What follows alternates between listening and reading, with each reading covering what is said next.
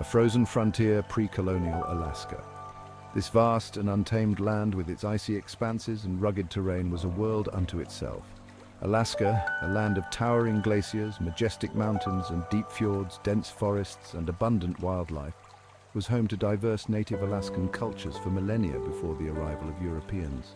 These cultures thrived in the challenging environment, developing unique ways of life. The Aleut people navigated the treacherous waters of the Aleutian Islands, hunting sea otters and whales. Their expertise in maritime skills was unparalleled, allowing them to sustain their communities. The Inuit thrived in the Arctic regions, relying on caribou and seals for sustenance. Their ingenuity in creating tools and clothing from animal resources was vital for survival in the harsh climate. Along the southeastern coast, the Tlingit and Haida peoples built elaborate wooden houses and developed intricate social structures. Their art and totem poles are renowned for their beauty and cultural significance. These indigenous communities lived in harmony with the harsh yet bountiful environment, their lives interwoven with the rhythms of nature. They understood the land intimately and respected its power. Their traditions, languages and beliefs shaped the cultural landscape of this vast territory. Rituals and ceremonies were integral to their way of life, preserving their heritage through generations. The arrival of Russian explorers in the 18th century would forever alter the destiny of Alaska and its indigenous inhabitants. The impact of colonization brought profound changes, challenging the resilience of these ancient cultures. Bering and Chirikov charting the unknown. In the early 18th century, Tsar Peter the Great of Russia, driven by a thirst for knowledge and expansion, commissioned expeditions to explore the uncharted waters east of Siberia. His vision was to map these mysterious regions and expand the Russian Empire's influence. Leading the charge was Vitus Bering, a Danish navigator in Russian service. Bering was chosen for his exceptional skills and experience in navigation. In 1728, Bering, aboard the ship, sailed through the strait that now bears his name, proving that Asia and North America were separate continents. This monumental discovery was a significant milestone in the history of exploration. A second expedition, launched in 1741, reached the Alaskan mainland. This journey was even more ambitious and perilous than the first. Bering's deputy, Alexei Chirikov, landed in southeastern Alaska, marking the first documented European contact with the region. Chirikov's landing was a historic moment, opening new frontiers for exploration. Bering himself reached the shores of Alaska, but his ship was wrecked, and he perished on an island that now bears his name. His tragic end was a somber conclusion to a life dedicated to exploration. These voyages, though fraught with hardship and tragedy, opened the door to Russian expansion into the North Pacific.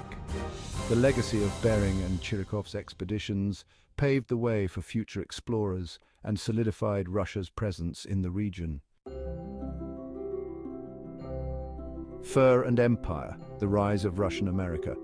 News of the abundant fur-bearing animals in Alaska, particularly the highly prized sea otter, soon reached Russia.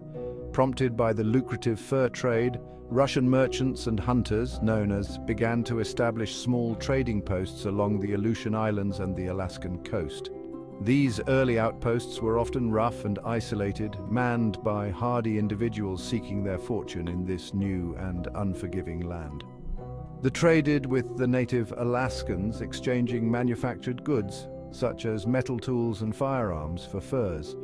This trade, while seemingly mutually beneficial, laid the groundwork for a complex and often exploitative relationship between the Russians and the indigenous population. The Russian-American Company, a commercial colossus. In 1799, Tsar Paul I granted a monopoly over Alaska to the newly formed Russian-American Company, or RAC. This powerful entity, modeled after the British East India Company, was granted vast powers to govern the colony, exploit its resources and conduct trade. The RAC established settlements, built ships and oversaw the fur trade.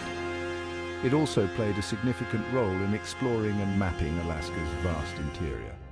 However, the company's pursuit of profit often came at the expense of the indigenous population, who faced exploitation, displacement and cultural disruption. Section 5, Sitka, the jewel of Russian America. In 1807, the Russian-American Company established a new capital at Sitka, a strategically located harbor on Baranof Island in southeastern Alaska. Originally a Tlingit village called Shitka, the Russians renamed it New Archangel or Novo-Arkhangelsk. Under the company's rule, Sitka flourished as a bustling port and the administrative center of Russian America. The company constructed churches, schools, and hospitals, reflecting the growing Russian presence in the region. However, the imposition of Russian culture and governance on the indigenous population continued to fuel tensions and resistance. Section 6, Cultural Crossroads, Interaction and Exchange. The Russian colonization of Alaska brought about a complex interplay of cultural exchange, adaptation, and conflict. The Russian colonization of Alaska brought about a complex interplay of cultural exchange, adaptation, and conflict. Russian Orthodox Christianity spread among some native Alaskan communities, often blended with traditional beliefs. The introduction of new technologies, such as firearms and metal tools, impacted traditional ways of life. Intermarriage between Russians and native Alaskans, particularly between Russian men and Aleut women, led to a mixed-race population known as Creoles. These cultural interactions, while sometimes enriching, also contributed to the erosion of traditional native Alaskan cultures and social structures. Section 7, Shadows of Empire, Resistance and Conflict. The Russian presence in Alaska was not without its challenges. Native Alaskan communities seeking to protect their lands, resources and way of life resisted Russian encroachment. In 1802, the Tlingit people, led by Chief Katlian, launched a fierce attack on the Russian settlement at Sitka, known as the Battle of Sitka. Though ultimately unsuccessful, the Tlingit resistance highlighted the simmering tensions between the colonists and the indigenous population. The Aleut people, subjected to forced labor and exploitation in the fur trade, also rose up against Russian rule in a series of revolts known as the Aleutian Rebellion. These uprisings, though brutally suppressed, underscored the human cost of Russian colonialism. Section 8, The Ice Curtain Falls, the Sale of Alaska. By the mid-19th century, the Russian Empire's hold on Alaska had begun to weaken significantly.